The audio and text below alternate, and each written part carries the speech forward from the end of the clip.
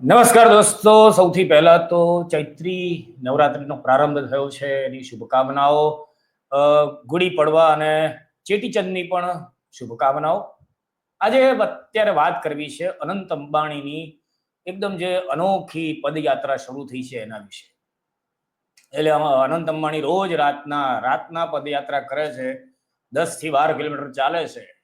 તો હું મેહુલ વ્યાસ ધ ગુજરાત રિપોર્ટમાં આપનું સ્વાગત કરું છું અને વાત શરૂ કરીએ કે અનંત અંબાણી એટલે આ ઐતિહાસિક ઘટના છે, કારણ કે અત્યાર સુધી ભારતના ઇતિહાસમાં ક્યારેય પણ એવું નથી થયું કે કોઈ બહુ જ અબજોપતિ મોટા ઉદ્યોગપતિનો સંતાન કે એમનું કોઈ પણ ઘરનો પરિવારજન આ રીતે 10 થી એટલે 12 દિવસ જેટલી લાંબી પદયાત્રા પર નીકળ્યા હોય. આ પહેલી વાર આ ઘટના આ ભારતના ઇતિહાસમાં બની છે. તો હવે આ યાત્રા બહુ જ રીતે અનોખી છે. એટલે સૌથી મહત્વની વાત તો એ છે કે આ જે અનંતભાઈ છે એમનો 10મી એપ્રિલે જન્મદિવસ છે અને એની ઉજવણી એમની ઈચ્છા થઈ કે દ્વારકામાં કરવામાં આવે, દ્વારકાધીશની સાનિધ્યમાં એમનો જન્મદિવસ ઉજવવામાં આવે, એટલે એમણે આ પદયાત્રા શરૂ કરી છે.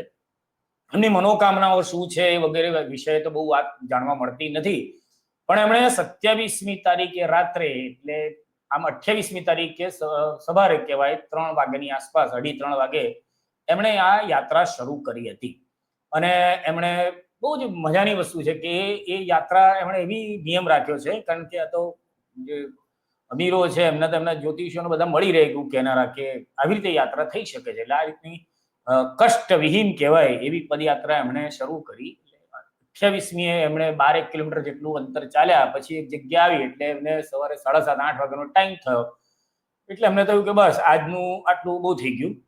એટલે એના પછી એ પાછા જતા રહ્યા ગાડીઓમાં બેસીને એમના વનતારા પર, એટલે રિલાયન્સની જે ટાઉનશીપ છે ત્યાં એમણે પછી આખો દિવસ આરામ કર્યો. ફરી રાત પડી અને રાત્રે પાછા એ નીકળ્યા, પાછા એમના રસાલા સાથે મોટા કાફલા સાથે બહુ બધી સિક્યોરિટી સાથે પાછા જે જગ્યાએ આગલા દિવસે રાત્રે એમણે યાત્રા અટકાવી હતી ત્યાં પહોંચ્યા. ત્યાં જઈને પછી પાછા એ ગાડીમાંથી ઉતર્યા, ફરી પાછા એ 10 થી 12 કિલોમીટર ચાલ્યા અને પાછા એમને સવાર પડી ને થોડુંક થયું કે બસ આજના દિવસનું આટલું પૂરતું છે. એટલે પાછા ગાડીઓના રસાલામાં બેસીને પહોંચી ગયા પાછા એમના રિલાયન્સ ટાઉનશીપ જામનગરમાં.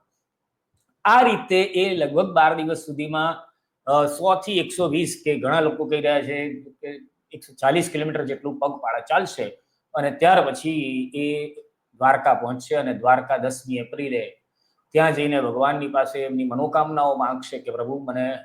એના વિશે પછી વાત કરીએ, પણ એના પહેલા તમે આ વિડીયો જોઈ લો કે જે એ વિડીયોની અંદર કઈ રીતે અનંતભાઈ આ પદયાત્રા કરી રહ્યા છે. चलो चलो चलो आगे आगे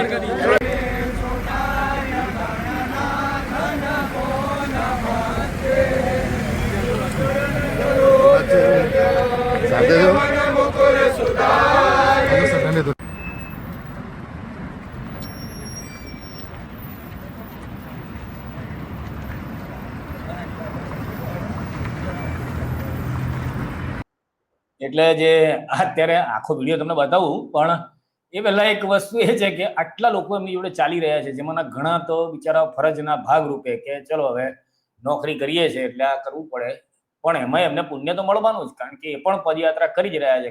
ખાસો મોટો રસાલો છે, એ લોકોને ફરજના ભાગરૂપે એમને પુણ્ય પ્રાપ્ત થશે દ્વારકાધીશની પદયાત્રાનું. પણ હવે આગળ વિડીયો પણ તમને બતાવતો જ જવું કે આ જે લોકો છે એમની સાથે જો બંદૂક પર સિક્યુરિટી વાળા છે ને બધું જ એમનું પૂરતું સંરક્ષણનું ધ્યાન રાખવામાં આવે છે. જોકે આ બાબતે આ પદયાત્રા બાબતે મુકેશભાઈ અંબાણીના તરફથી કોઈ સત્તાવાર જાહેરાતો કંઈ જાણકારી આપવામાં આવી નથી.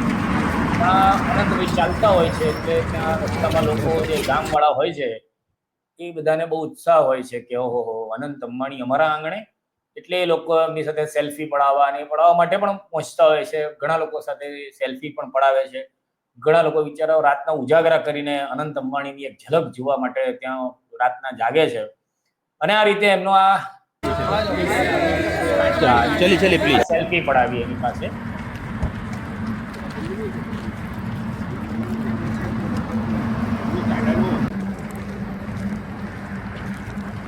અને આ રીતે આનંદભાઈ એમની યાત્રા કરે છે, બહુ સારી વાત છે. અને આનંદભાઈ અત્યારે યાત્રા પર છે એટલે આપણને એવું થાય કે વાહ ભાઈ વાહ, સરસ છે. જો બંદૂક હાથે ને બધું જ એમની સિક્યુરિટી, ફૂલ સિક્યુરિટી છે. ઘણાનું તો એવું કહેવું છે, અત્યારે આ જગ્યાએ વિડીયો રોકીશ, પણ ઘણાનું એવું કહેવું છે કે આ આમની યાત્રા માટે કદાચ રોડ પણ કાર્પેટિંગ કરવામાં આવ્યું છે, એવું પણ લોકો કહી રહ્યા છે. હવે કેટલું સાચું ખોટું તો ખબર નથી, પણ આ છે જે છે એ એક એવો વિડીયો છે કે જેની અંદર એમની સાથે કેટલી કારનો કાફલો, એમ્બ્યુલન્સ, એ બધું જે છે એ પણ અત્યારે સોશિયલ મીડિયામાં વિડીયો વાયરલ થઈ રહ્યો છે. જુઓ કેટલો બધો રસાલો હોય છે.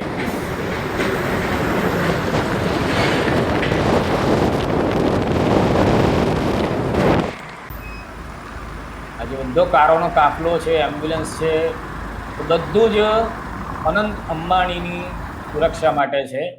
અને આ બધા જ લોકો જેવી સવાર પડે એટલે 7, 7:30 થાય, 8 વાગે, અને એવી ઈચ્છા થાય કે ચલો ભાઈ આજની યાત્રા અહીંયા બધી પૂરી થઈ, એટલે આખું લાવ લશ્કર બધા ગાડીમાં બેસીને ઘેર આવે, ગાંઠિયા, ફાફડા, જલેબી કંઈક સવારે ખાતા હશે અને પછી ખાઈને સૂઈ જાય. પછી આખો દિવસ જે 10 કિલોમીટર ચાલવાનો, 10 કિલોમીટર ચાલવાનો જે થાક છે રાતનો, એ આખો દિવસે ઉતારે. પછી સવારે પાછી રાત પડે એટલે પાછા એ યાત્રા પર જાય. આ ક્રમ ચાલ્યા કરે છે. એટલે અહીંયા મારે તો ખાલી બહુ પ્રશ્ન છે કે આજે આપણે એક સામાન્ય માનવી હોઈએ કે તમે કે મારા જેવા એક મધ્યમ વર્ગીય કે ગરીબ વર્ગના વ્યક્તિ હોય તો આપણે મંદિરે જઈએ ને મંદિરમાં જઈને ભગવાનની પાસે માંગીએ કે પ્રભુ થોડાક પૈસા આપજે, મને થોડોક આર્થિક સમૃદ્ધ બનાવજે. આવું જ કંઈક માંગણી હોય. અને ઘણા એવું માંગે કે મનની શાંતિ આપજે, કે આવી કંઈક સામાન્ય બધી માંગણીઓ ભગવાન પાસે આપણે કરતા હોઈએ.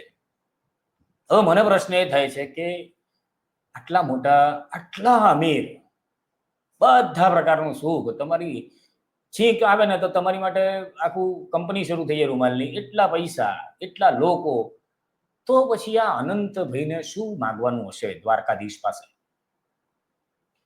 બહુ વિચાર્યું પણ મને તો આનો જવાબ મળતો નથી.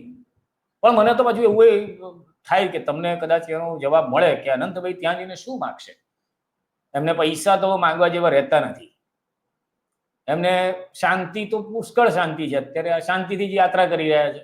બાકી જે પદયાત્રા લોકો કરતા હોય છે, આપણે અંબાજીની પદયાત્રા કે ઘણી બધીની જોઈએ કે નર્મદા પરિક્રમા જોઈએ, તો કેટલી એ લોકો કષ્ટ વેઠીને, કારણ કે ઘણી જગ્યાએ એવું શાસ્ત્રોમાં, આપણા શાસ્ત્રોમાં કહેવાયું છે કે જે કંઈક યાત્રા હોય એમાં કષ્ટ હોવા જોઈએ, પણ અમને તો કષ્ટ વિહીન એકદમ આરામદાયક પદયાત્રા કરે છે. તો એટલે મને એક તબક્કે તો એવું થયું કે અનંતભાઈએ એક મોટા સારા મહિલી લક્ઝરી બસ જેવો એસી બસ બનાવીને એની અંદર સારા મજાનું ટ્રેડમિલ નખાઈને એમાં ચાલતા ચાલતા એ દ્વારકા પહોંચ્યા હોત તો એ બહુ મોટો ફેર નહોતો પડવાનો. મૂળ તો ચાલવાની જ વાત હતી. તે બસ ચાલ્યા કરે અને બસ એમની સ્પીડથી ચાલે, જે સ્પીડથી, તો એમને શું છે કે ખોટો પેટ્રોલનો અને ડીઝલનો ખર્ચો ના થાય. પણ આવો વિચાર આવ્યા પછી મને થયું કે એમને ક્યાં પેટ્રોલ ડીઝલના ખર્ચા, એટલે એના પૈસા નડે. એટલે આવા કંઈ 100-200 રૂપિયા લીટર થાય તો પેટ્રોલ અંબાણી પરિવારને તો નડે નહીં. પણ ઠીક છે. હવે તમને શું લાગે છે કે આ જે યાત્રા પૂરી કર્યા પછી આપણા જે અનંતભાઈ, અનંત કુમાર મુકેશભાઈ અંબાણી, એ ત્યાં જઈને દ્વારકાધીશ પાસે શું માંગશે? અને કોમેન્ટ કરીને જણાવજો. બાકી વિડીયો ગમ્યો હોય તો લાઈક કરજો, બીજાને શેર કરજો, ચેનલને સબસ્ક્રાઇબ કરજો, પછી મજા કરજો. ભારત માતા કી જય.